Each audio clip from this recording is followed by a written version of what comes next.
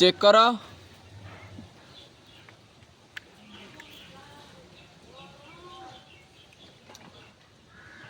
রিঙ্কো হয়েছে, পরেরটা চেক করো।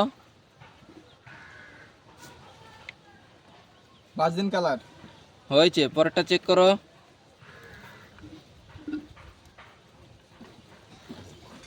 জিরাওয়ানি হয়নি, তুমি তিনটির ভিতরে দুইটি সঠিক উত্তর বলে জিতে গেছো 1000 টাকা।